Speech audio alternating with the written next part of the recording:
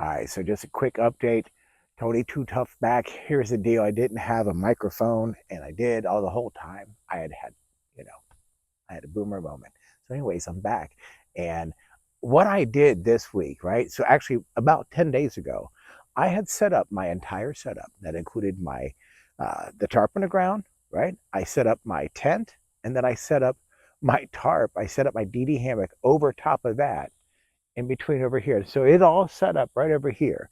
And I set everything up and I let it sit out there during some of the most roughest torrential downpours we have had. The whole area is flooded. Like, it was good. It was a good soaking in a drink. So I did that for 10 days and I came back and everything was bone dry. Everything worked perfect as planned. So here's the deal. Test your gear out, man. Make sure, because what you don't want to be doing is ruining the camp trip. And you don't want to be sitting there with a flooded campsite and there you are and you're just trying to get some sleep and and it's dripping in your tent.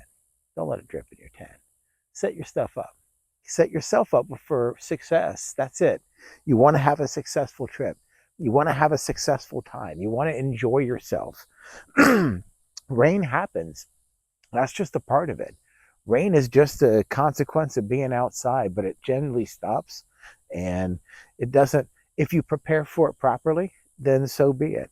So outdoor stuff needs to be tested outdoors in the real elements. Set it up. Let it sit there for a while. When you know you have a rainstorm coming, Corporal Sean Kelly, he's got a saying and it says, if it ain't raining, we ain't training. Okay, well then train in the rain. Learn how to build a fire in the rain. Learn how to do your setup in the rain. Learn how to be on the fly.